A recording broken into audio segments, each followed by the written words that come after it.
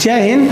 दो जीवों के बीच के आपसी रिलेशन को समझते हैं और समझते हैं क्या होता है स्वपोषी, परपोषी, सहजीविता, सहभोगिता, परजीवी और मृतोपजीवी, इनमें अंतर क्या होता है। देखिए, जितने भी जीव होते हैं या तो वो परपोषी होंगे या स्वपोषी होंगे।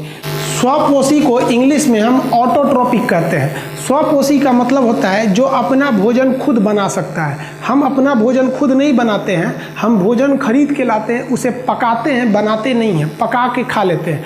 लेकिन पेड़ पौधे कहीं से भोजन खरीद के नहीं लाते हैं, उनके अंदर क्लोरोफिल होता है, वो सूर्य के प्रकाश से अपना भोजन बना लेते हैं। तो जो अपना भोजन प्रकाश संश्लेषण द्वारा बना लेता है उसे हम कहते हैं स्वपोषी। स्वपोषी में केवल आपके प्लांट्स आते हैं, सब पौधे जितने होते हैं वो स्वपोषी में आएंगे, सब प्लांट सब। अब एक क्वेश्चन आ जाता है कि वह कौन सा ऐसा जीव है जो स्वपोषी तथा परपोषी दोनों है, यानी दूसरे चीज को भी खा लेगा और भोजन भी बना लेगा। तो वो युगलीना होता है। युगलीना के अंदर क्लोरोफिल होता है, वह दिन के समय भोजन बना लेता है और रात के समय वो दूसरे चीजों को जो जमीन पे गिरे रहते हैं उसे खा लेता है। बहुत छोटे चीजें होते हैं युगलीना। तो युगलीना स्वपोषी भी है, परपोषी भी है। तो जितने भी पेड़ पौधे होते हैं वह स्वपोषी के एग्जाम्पल होते हैं। अब बात करते हैं परपोषी की, यानी हेट्रोट्रॉपिक की। हेट्रोट्रॉपिक यानी परपोषी वो होते हैं जो दूसरे चीज पर आश्रित होते हैं भोजन के लिए। वो दूसरे चीज को ही खाएंगे, या तो दूसरे जीव को मार के खा जाएगा, या फल फूल को खाएगा, या अनाज को खाएगा। तो हम सब किस में आते हैं, सब परपोषी में आते हैं, दूसरे जीव पर निर्भर है। तो जो परपोषी होते हैं इनको हम 4 कैटेगरी में बांट देते हैं। सबसे पहला समझते हैं इनका रिलेशन सहजीविता। सहजीविता को इंग्लिश में हम लोग सिम्बायोसिस कहते हैं। ये इस बार बिहार पुलिस में पूछा भी था। सिम्बायोसिस किसे कहते हैं? दो प्राणियों के बीच का ऐसा रिलेशन जिसमें पहले को भी फायदा हो, यानी फायदा को हम प्लस लिख दे रहे हैं और घाटा को हम माइनस लिख देंगे। जब दोनों को फायदा हो जाए तो उसे हम क्या कहते हैं? सहजीविता कहते हैं, जब दोनों को फायदा हो जाए। जैसे गाय भैंस को देखिएगा, उनके कान में खोटी पड़ जाता है तो कौवा उसको निकाल के खा लेता है, उसका पेट भर गया, उसको फायदा, इसका खोटी निकल गया, इसको फायदा। आप देखेंगे कवक और लाइकेन के बीच में, लाइकेन को रहने के लिए जगह नहीं होता है तो कवक जो होता है, कवक उसको रहने के लिए जगह दे देता है। कवक एक छोटा पौधा होता है, वो क्या करता है, अपने ऊपर लाइकेन को रहने के लिए जगह दे देते हैं। तो ये सहजीविता होती है। सहजीविता से दोनों ही जीवों को फायदा होता है। जैसे आप देखिएगा, ये जानवर लेट गया है, इसके ऊपर जितने कीड़े मकोड़े हैं उसको ये सब खा लेंगे, सब इनका पेट भर जाएगा, उसकी सफाई हो जाएगी, तो दोनों को लाभ हो जाता है, उसे सहजीविता कहेंगे। इसमें ये दोनों जीव में एक काफ़ी अच्छा रिलेशन होता है, ना ये उसको मारेगा ना ये उसको मारेगा। आप देखिएगा यहाँ एक गेंडा है, इसके कान में जो खोटी बैठती है उसे चिड़िया खा जाती हैं। जैसे ये कान है, इसमें घुस गई, अब देखिए इस चिड़िया को इसमें जो खोटी खाएगी उसमें प्रोटीन की मात्रा होती है, इसका पेट भर गया और इसका कान साफ हो गया। ये कान कैसे साफ करता है, इसके पास हाथ थोड़ी है। तो इसी चीज़ को हम क्या कहेंगे? सहजीविता। दोनों एक साथ जी रहे हैं, दोनों को फायदा हो रहा है। अब सहभोगिता समझिए। सहभोगिता को इंग्लिश में हम कहते हैं कॉमनसेलिज्म। कॉमनसेलिज्म में क्या होता है, एक को फायदा होगा और दूसरे को कोई भी फायदा नहीं होगा और ना ही नुकसान होगा, तो उसे हम क्या कहते हैं? कॉमनसेलिज्म के नाम से जानते हैं। जैसे एक पौधा है और उस पौधे के ऊपर एक दूसरा पौधा आ गया है, अगर वो दूसरा पौधा इससे खाना पीना नहीं ले रहा है तो दूसरे पौधे को तो फायदा हो रहा है और जो पौधा नीचे है उसको कोई लॉस नहीं हो रहा है। इसे हम क्या कहते हैं? सहभोगिता। आप देखेंगे छोटा बच्चा को लोग कंधा पे बैठ के मेला घुमाने लेके चल जाता है, तो जो छोटका बचवा है उसको तो फायदा हो रहा है, और जो मेला घुमाने ले गया है उसको ना फायदा हो रहा है ना लॉस हो रहा है। भाई चलो चलते हैं साथ में। तो जब एक को फायदा हो और दूसरे को कोई लॉस ना हो, ना ही कोई प्रॉफिट हो, तो उसे हम लोग कहते हैं सहभोगिता यानी कॉमनसेलिज्म। ये एपिफाइटिक का पौधा देखिए, ये बहुत बड़ा पौधा है और इस पे ये छोटा सा पौधा निकल गया है। ये पौधा इससे कोई भोजन वगैरह नहीं लेता है, ये पानी ले लेता है बेलामेन उत्तक से। इसके बारे में हम आपको पढ़ा दिए थे जब जड़ पढ़ा रहे थे उसी टाइम पे। तो ये एक सहभोगिता को दर्शाता है। अब बात करते हैं परजीविता को। परजीविता को इंग्लिश में कहते हैं पैरासाइटिक या पैरासिटिज्म। तो पैरासाइटिक उसे होता है एक को फायदा होगा दूसरे को माइनस यानी घाटा होने लगेगा। जैसे हमारे सर में जुआ पड़ जाती है, जुआ समझते हैं, ढील, उसको, तो वो जुआ जो होती है वो क्या है, परजीवी है। सजुरा हमारा ही खोपड़ी नोच के खून पी जाती है, तो वो क्या है सब, परजीवी है सब। उसको फायदा होगा, हमको घाटा लगेगा। मच्छर क्या है, परजीवी। जो बीमारी वाले हैं सब, कोरोना हो गया, मलेरिया हो गया, ये क्या है सब, हमारे शरीर में रहते हैं सब। और जजुरा नौटन की हम ही लोग को बर्बाद कर देते हैं, यानी जिस थाली में बैठेगा उसी में छेद करेगा, उसी को क्या कहते हैं, परजीवी के नाम से जानते हैं लोग। तो परजीविता के बाद अब अगला समझते हैं हम लोग मृतोपजीविता। मृतोपजीवी क्या करता है, तो ये भाई इसको इंग्लिश में कहते हैं सेप्रोफाइटिक। ये कहता है कि कोई आदमी को टुकुर टुकुर देखता है, कहता है तुम मर, जल्दी मर, तुम मरेगा तो तुम्हारे मरे शरीर को हम खाएंगे। जैसे छोटे मोटे कीड़े मकोड़े देखते हैं, चूहा मरेगा तो खाने चले आएंगे सर, गिद्ध हो गया, कौवा हो गया, तो ये सब क्या होते हैं सर, मरे हुए चीज़ों को खाते हैं। तो इसमें एक ही को फायदा हो रहा है और दूसरा तो है ही नहीं है, तो हम कॉमा लगा के छोड़ दिए हैं। तो ऐसे संबंध को हम क्या कहते हैं, मृतोपजीविता। तो ये सब क्या हो जाते हैं सर, मृतोपजीवी हो जाते हैं लोग। हम लोग किस में आ जाते हैं लोग, हम लोग कॉमन सेलिंग में आ जाते हैं। जैसे आप देखिएगा, हम लोग गेहूँ चावल इत्यादि खा लेते हैं तो उसको कुछ खास नुकसान नहीं पहुँचता है, वो हम लोग गेहूँ वगैरह निकाल लेते हैं, क्योंकि जब वो पूरी तरह से गेहूँ और चावल तैयार हो जाता है तभी हम काटते हैं, तो हमें फायदा हो जाता है और बाकी उसको कोई लॉस नहीं होता है। अब हम आपसे पूछते हैं, देखिए आप समझ जाते हैं कि नहीं। क्लास में कोई लड़का बैठा है और वो लड़का पढ़ रहा है, तो आप बताइए टीचर और स्टूडेंट में किस चीज़ का रिलेशन है। इसमें से देखिए सहजीविता का है, स्टूडेंट को नॉलेज मिल गया, टीचर को उसका फीस मिल गया। अब एक बात बताइए, क्लास में कोई लड़का विदाउट आई कार्ड पढ़ रहा है, बिना फीस का पढ़ रहा है, वो कैसा है, वो जो है ना सहभोगिता का है। उस स्टूडेंट को तो फायदा हो रहा है क्योंकि उसको नॉलेज मिल रहा है, टीचर को कोई लॉस, कोई फायदा नहीं हो रहा है। भाई 1 लड़का पढ़े या 1 लाख पढ़े, उसको क्या मतलब बनता है। तो ये क्या हो गया, विदाउट आई कार्ड वाला सहभोगिता हो गया। लेकिन अगर क्लास में बैठाने का जगह नहीं है, जिनका एडमिशन है उनको बैठने का भी जगह नहीं है, बड़ा मुश्किल से एडजस्ट हुआ है और उसमें 10 ठो बिना आई कार्ड वाला घुस गया, तो उसे पूरा परजीवी है। परजीवी क्यों है, क्यों, उसको तो फायदा हो रहा है और टीचर को घाटा इसलिए हो रहा है कि जो फीस दे के बैठा है वो तो बोलेगा था कि सर एडमिशन ले लेते हैं, बैठने का जगह नहीं रहता है। पटना के क्लास में यही हो जाता है, बहुत भीड़ हो जाने की वजह से परजीविता करने लगते हैं सब। तो आदमी उठा उठा भगाता है जिसके पास आई कार्ड नहीं है, कहेगा छूट गया है, उससे क्या मतलब है, छूट गया है तो परजीवी हो गए। और जो क्लास के बाहर बैठ के पढ़ते हैं सीढ़ी उड़ी पे, उसको समझिए एक तरह से मृतोपजीवी, बचल कुचल है, वही सुन रहा है उधर से एक तरह से। ये हम समझने के लिए बता रहे हैं, तो आप इसको समझ में आ गया।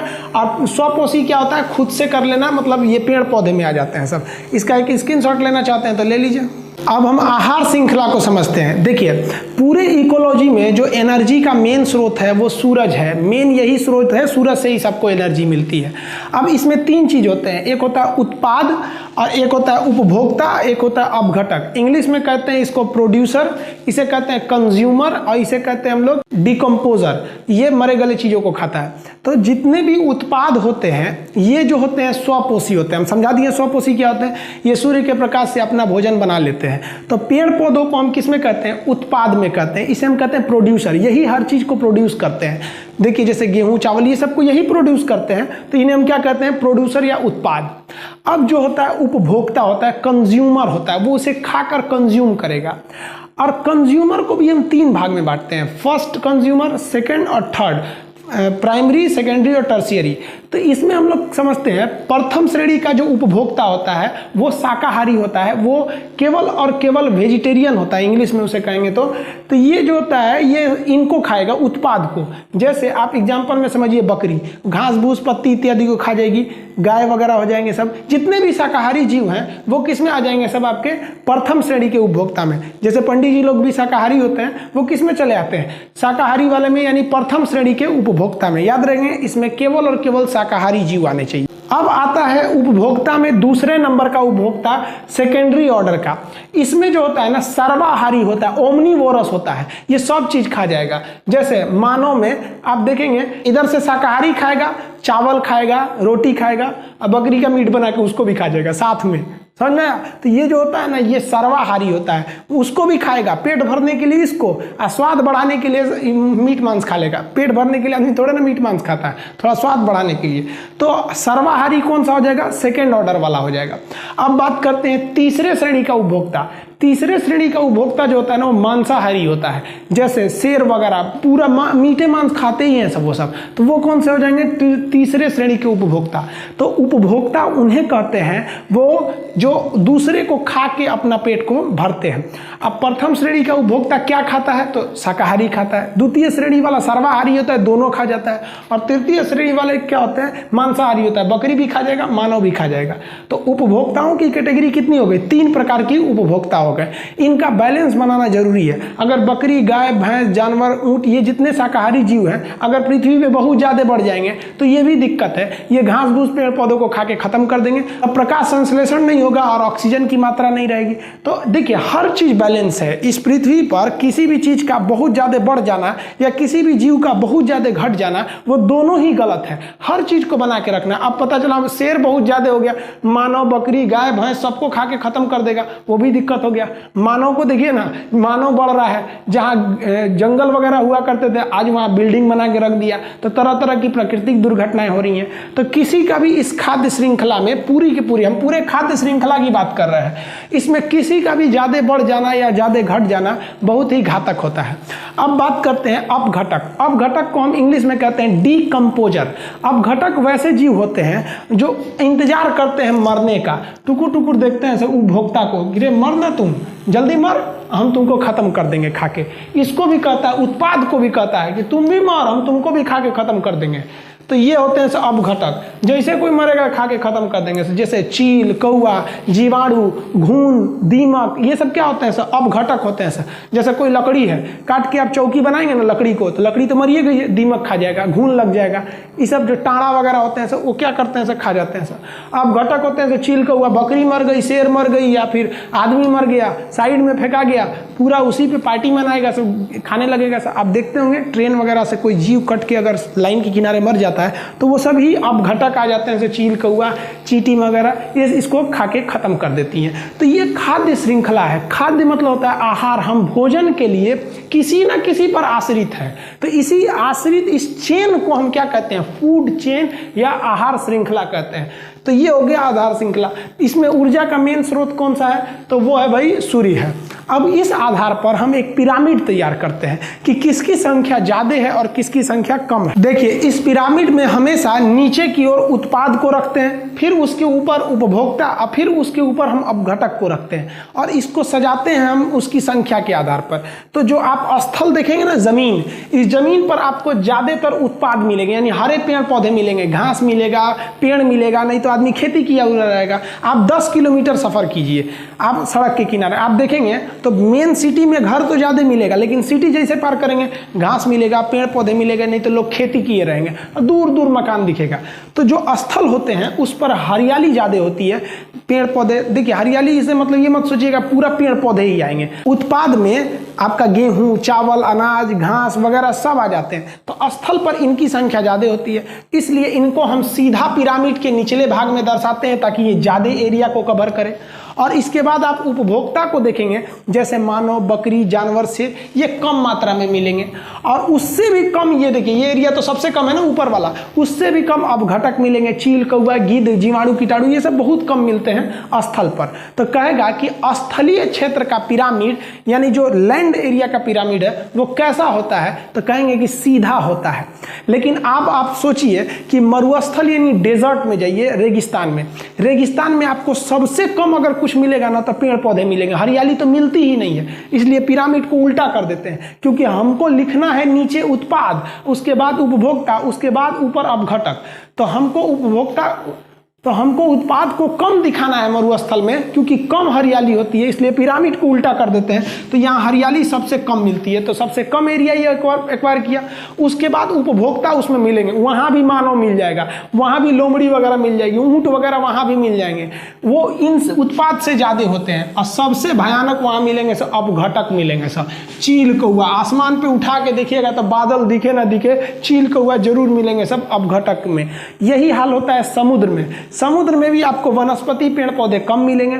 उपभोक्ता ज़्यादा मिलेंगे, अपघटक ज़्यादा उससे भी ज़्यादा मिलते हैं। तो समुद्री क्षेत्र का पिरामिड और मरुस्थलीय क्षेत्र का पिरामिड मिलेगा कैसा, उल्टा, जबकि स्थलीय क्षेत्र का पिरामिड कैसा मिलता है, सीधा। तो ये पिरामिड से भी क्वेश्चन आया था, आप इसमें भी कंफ्यूज नहीं होइएगा। अब इस खाद्य श्रृंखला में 10% रूल क्या होता है, इस 10% रूल को लिंडमान नामक विद्वान ने दिया था, अतः लिंडमान के नियम को हम 10% रूल कहते हैं। इनके अनुसार अगर हम ऊर्जा को एक जीव से दूसरे जीव में देते हैं तो वो पूरा ऊर्जा नहीं जाता है, केवल 10% ऊर्जा जाता है। मान के चलिए कि अगर सूरज से 1 लाख कैलोरी ऊर्जा आई तो 1 लाख में कितना जीरो, 5 जीरो। तो ये जो होता है पेड़ उस 1 लाख को नहीं एब्जॉर्ब कर पाएगा, उस 1 लाख का केवल 10% एब्जॉर्ब करेगा। 10% का मतलब क्या होता है, 1 जीरो कम कर देगा तो 1 लाख ऊर्जा में से 10% कितना हो जाएगा, 10,000 हो जाएगा। तो इसको कितना पहुंचेगा, 10,000। अब उस पेड़ को बकरी खाएगी ना तो पूरा ऊर्जा इसमें नहीं आएगा, इस 10,000 का 10% इसमें जाएगा। तो 10,000 का 10% अगर इसमें गया तो इसमें कितना गया, 1,000। अब बकरी को मानव खाएगा ना तो पूरा नहीं जाएगा, 10%। तो 1,000 का 10% कितना हो गया, 100 हो गया। तो मानव को कितना मिलेगा, 100। अब मानव को अगर शेर खा गया तो इसको उसका 10% मिलेगा, इसको कितना मिलेगा, 10। और शेर मर गया, इसके सड़े गड़े चीज को खाएगा, चील कौआ, इसको कितना मिलेगा, 1%। तो सबसे कम ऊर्जा किसको मिलता है, अपघटक को मिलते हैं सब। और सबसे ज्यादा ऊर्जा किसको मिलता है, पेड़ पौधों को मिलता है। तो ये ज्यादा ऊर्जा ले लेते हैं, वो कम ऊर्जा लेते हैं। तो ये 10% ऊर्जा कम होने जाता है। ये नियम किसका है, लिंडमान का है। यानी आप खाद्य श्रृंखला में जितना पीछे रहेंगे आपको ऊर्जा उतना ही कम मिलेगा, और जितना आगे रहेंगे आपको ऊर्जा उतना ज्यादा मिलेगा। इसलिए देखिएगा अमूमन पेड़ पौधों की आयु क्या होती है, बड़ी होती है, ज्यादा होती है। पहले जमाने के लोग शाकाहारी होते थे, उनकी आयु बहुत लंबी होती थी। लेकिन अभी आदमी शाकाहारी से किस में गया, सर्वाहारी में, तो आयु थोड़ी थोड़ी घट रही है। दूसरा, आयु इस बात पे भी डिपेंड करता है कि आपका जो जीनोम है वो कैसा है। मतलब है कि इतना छोटा चूहा को सोचिएगा कि 100 साल जिए तो थोड़ी ना पॉसिबल है वो। तो ये हो गया आपका लिंडमान का नियम। लिंडमान ने एक और नियम दिया था, उसने कहा कि अगर हम ऊर्जा लेते हैं तो बाद वाले को सबसे कम पहुंचता है, लेकिन अगर हम जहर खिलाएंगे तो बाद वाले को सबसे ज्यादा पहुंचेगा। यानी अगर बकरी को जहर दिए हैं तो मानव उसको खाएगा तो ये और ज्यादा इन्फेक्टेड हो जाएगा, और इस मानव को अगर शेर खाएगा तो और इन्फेक्टेड होगा, और चील कौआ खा लेंगे तो और इन्फेक्टेड हो जाएंगे। इसीलिए आप अगर मान लीजिए कि किसी चूहा को, जैसे चूहा को आपने जहर दे दिया, चूहा खा के मर गया जहर, अब वो चूहा जो है अगर उसको मान लीजिए कोई मानव अगर खा गया, जैसे चाइना वाले तो खा जाएंगे सब उसको, तो वो भी मरेगा। शेर खा जाएगा उसको तो वो भी मरेगा। तो जनरली क्या होता है, भारत में लोग चूहे को मारने के लिए या कीटनाशक के लिए लिथाल डोज 50 नाम की एक दवा देते हैं, LD50 कहते हैं, लिथाल डोज 50। ये एक कीटनाशक दवा होती है, इसको देंगे तो जीव जंतु जो होते हैं, चूहा वगैरह कीटनाशक, वो मर जाते हैं, और मर के इनका लाश खेत में पड़ा रहता है। चील कौआ गिद्ध देखते हैं सब कि अरे चूहा मरा है, तो आके खा लेते हैं। अब खाते हैं तो लिंडमान का नियम क्या है कि ऊर्जा कम मिलेगा और कीटनाशक ज्यादा मिलेंगे, बस उन्हीं को ज्यादा असर पड़ता है और वो ही मरने लगते हैं। तो ये लिंडमान का नियम है, 10% का नियम है कि ऊर्जा जाएगा 10% और कीटनाशक चले जाएंगे 90%। तो आप लिंडमान का नियम समझ गए, खाद्य श्रृंखला समझ गए, उपभोक्ता वगैरह के बारे में समझ गए। मिलते हैं हम लोग नेक्स्ट वीडियो में, तब तक के लिए जय हिंद।